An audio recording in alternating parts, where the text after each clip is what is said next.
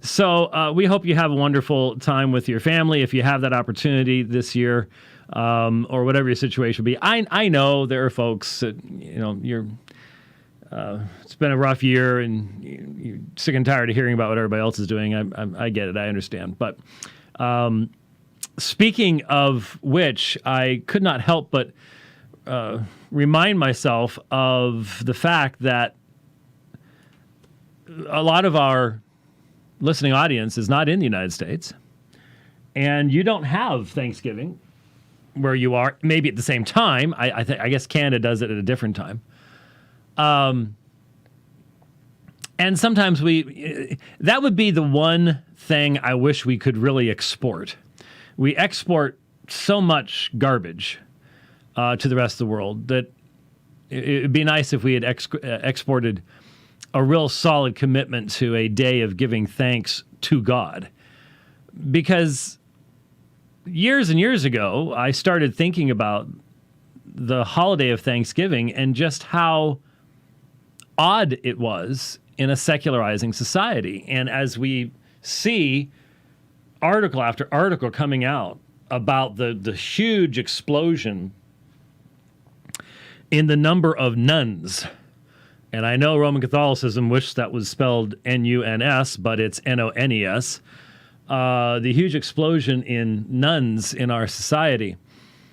What will be the future of Thanksgiving when the millennials are approaching retirement age? What will this nation look like? And will there be such a thing as Thanksgiving? I mean, honestly, when you think about the term, first of all, remember, we have been, when I say we, I'm referring to my fellow Reformed evangelicals. Whether you want me in your group or not, there's a lot of you that don't, that's fine, whatever. But we have been robbed of a beautiful, beautiful word. I've mentioned this many times before, and I'll mention it again. It's appropriate this time of year. Eucharistia, from which, of course, you get Eucharist. And we have been robbed of this term. That's the term for Thanksgiving. That's the substantival form for Thanksgiving. Not the giving of thanks, but Thanksgiving, the noun form. And we've been robbed of it because so many are former Roman Catholics. And as former Roman Catholics, you have heard the term Eucharist over and over and over again.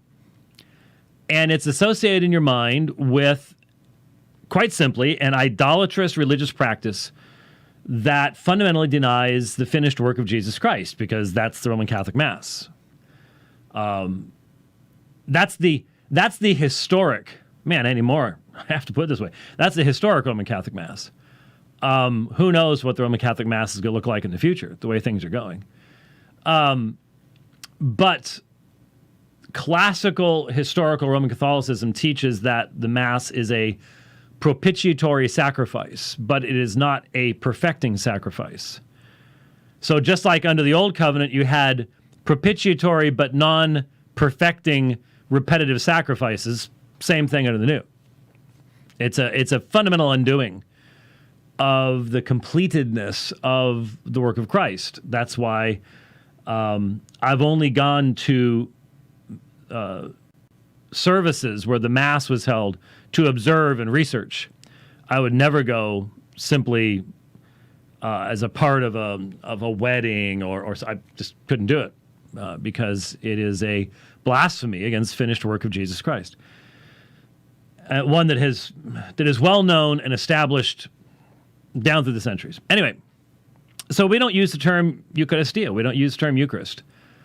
And so it's been stolen from us in essence.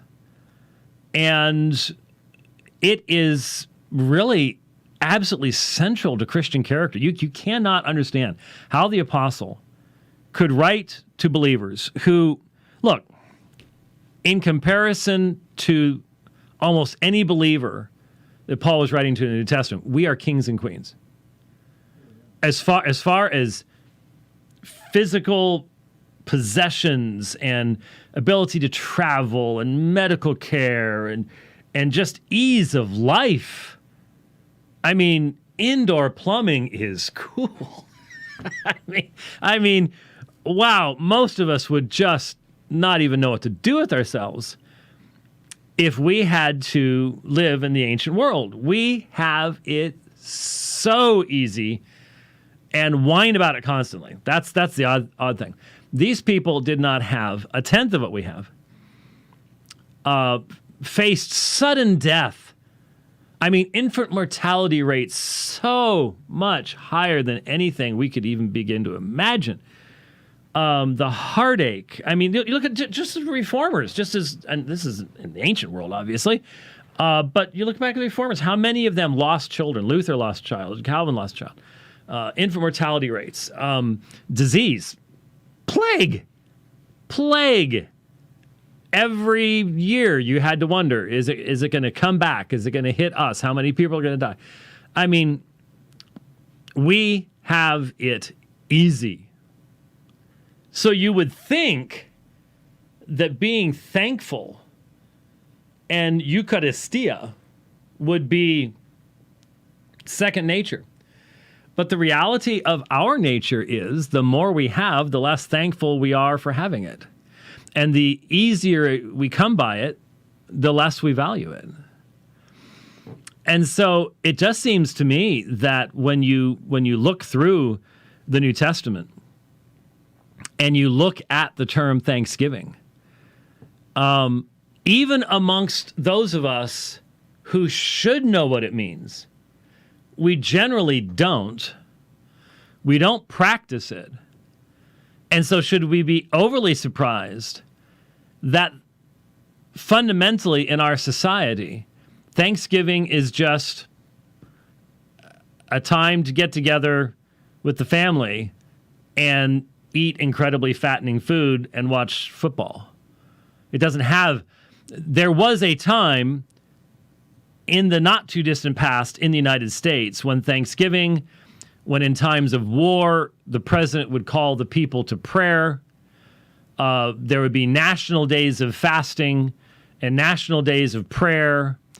You remember Summer Before Last, I think, the movie...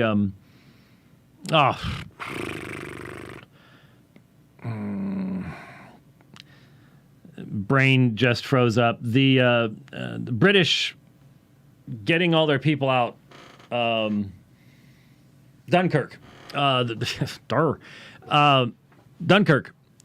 And there was criticism at the time because though the movie was really well done, and it was very interesting how they did it and made it all come together and all the rest of that stuff. That was incredibly well done and all that stuff.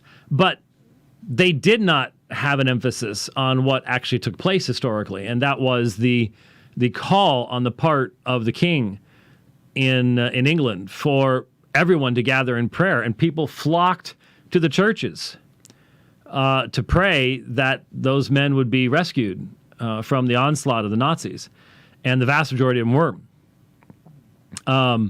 So we are living in a day where some still remember, not very many, but some still remember a cultural understanding that the term Thanksgiving would have meaning and that you knew who thanks was being given to. I mean, every year there's somebody who put a meme up about, an atheist at Thanksgiving because they have no one to give thanks to. Even if they feel thankful, there's no one to give thanks to, not in their worldview. And that is becoming more and more the cultural reality. That's certainly the enforced cultural reality under communism.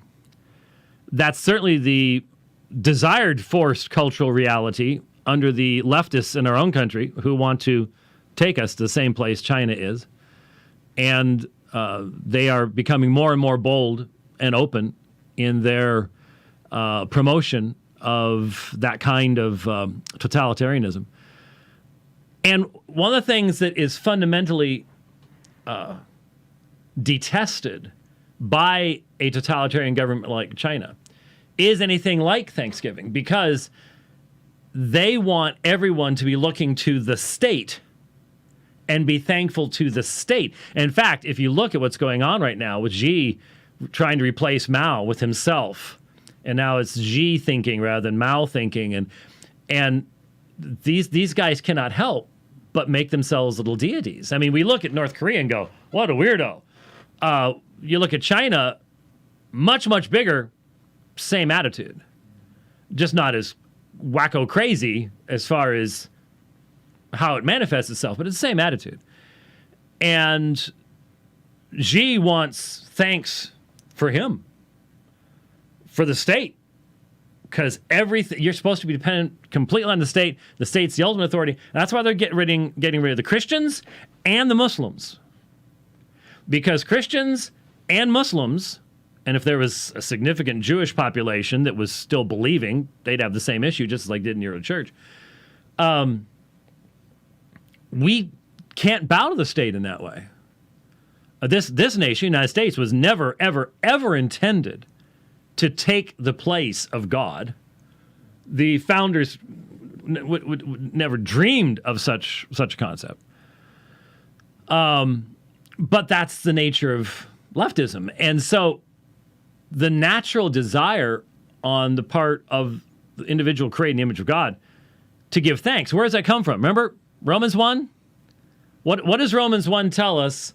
The natural order is sufficient to demonstrate to us that God exists and he's powerful, and therefore what should we do? We should give thanks. That's one of the necessary, clearly communicated realities of general revelation. The world in which we have been created teaches us that we should be thankful.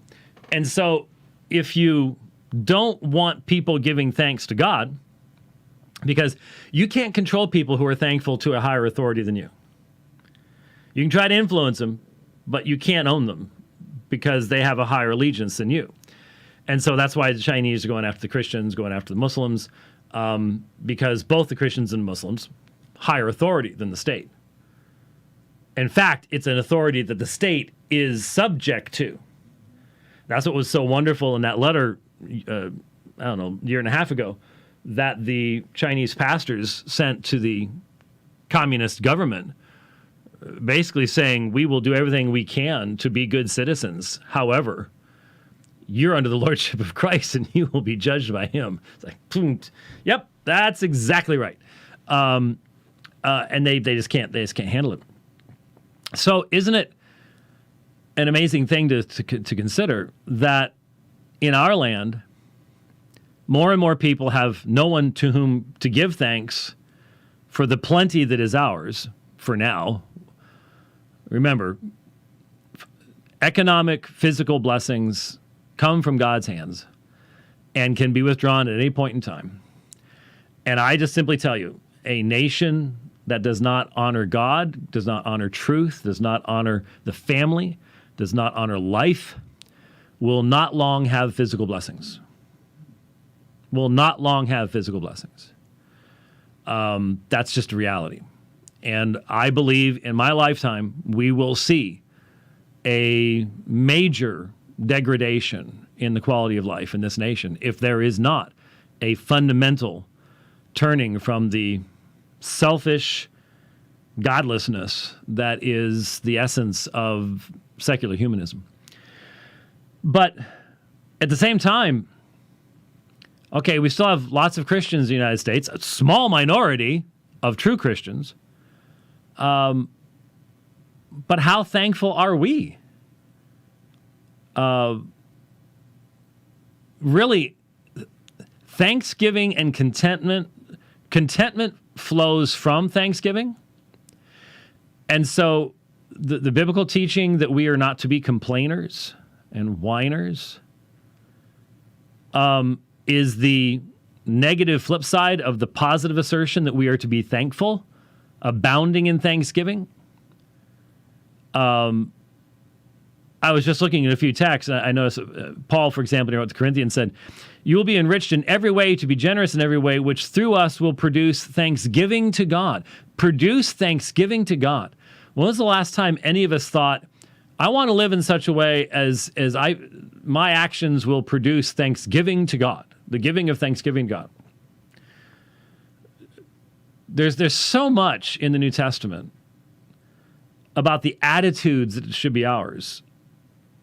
And this again is why you need regular exposure to the Word. You need exposure to the Word within the church. Because we are so exposed at every part of our day, voluntarily, to the pressures of the world. We are conformed to the image of the world. And so we expect that, God's going to provide me with this and he's going to provide me with that. And if he doesn't, I'm going to be mad at him because he's not being nice to me. And we don't have, in many instances, I know I'm talking generally, but in many instances, we just don't have a biblical New Testament spirit-born attitude. We just whine and complain and anything goes wrong and we're questioning God's love. And it's, we all know, how many times do you walk into someone's home and up there on the wall, you'll have Philippians 4:6. Be anxious, do not be anxious about anything, but in everything by what? Prayer and supplication with what? With thanksgiving, let your requests be made known unto God. And then the peace of God passes all understanding. Keep your hearts and your minds. You see that, you've seen that in posters and embroideries and it's one of the most popular ones. But when you think about it, it says something extremely important. And that true attitude of thanksgiving just simply can't exist in the same heart and the same mind as a constant attitude of complaint and discontent. Because look, if you're complaining and you're discontent, who are you primarily complaining against? It's God. It is a lack of satisfaction with what God has given you, where he's placed you. It's a lack of satisfaction. And there are a lot of people who say, well, yeah, you shouldn't be, you should always be striving to be better. Well, striving to be better in glorifying God, yes. Striving to be better in hoarding stuff, that's different. That's different. So we should be thankful. There's no question we should be thankful for all the things that we have. And everybody in this audience has things. And God has been good enough to give us all sorts of things. But what that means is you should never, ever, ever find yourself thinking about what somebody else has and being jealous and envious. Because again, jealousy and envy is directed fundamentally at what? At God. God's the one that only gave me certain gifts and certain abilities. And so he's the one to blame if I don't get to have this, that, or the other thing. Thanksgiving would cultivating a constant attitude of thanksgiving would not only massively increase the amount of sanctification in the church, solve 95% of the backbiting and griping in the fellowship. But it would probably extend our lives by 3 to 4 years a person. Because envy, anger, discontent robs you of sleep, raises your blood pressure. It's not good for the body. It's simply not good for the body. God didn't design our bodies to be under that kind of pressure that we place upon ourselves by those types of attitudes. But Thanksgiving is not something you just do once a year, and it's not something you just flip the switch on. It really involves an attitude, a recognition that God is sovereign. He can put me in this place. He's put me where I am in this life, and I am to seek his honor and glory in that context. And the world is going to hack away at that attitude as much as it can every single day. And so it's a discipline. It's a discipline to cause ourselves to recognize we're in war, and whenever the enemy gets us into a situation where we're in constant complaint and discontentment, he's won. He's won. He's got us. We can think we're doing great and everything else, but if we have a constant attitude of discontentment, we won't be effective. You won't be effective. That's all there is to it. So Thanksgiving is not a, I like I said, I think it's just a wonderful, uniquely American holiday. It's wonderful to realize that there was a time when there were enough Christians in this nation that we were able to establish a tradition like that, and all of that's wonderful. But from a biblical perspective, nurturing an attitude of thanksgiving, what a simple biblical truth that is. And it's good that in the United States, at least once a year, we get to be reminded of that. Come April,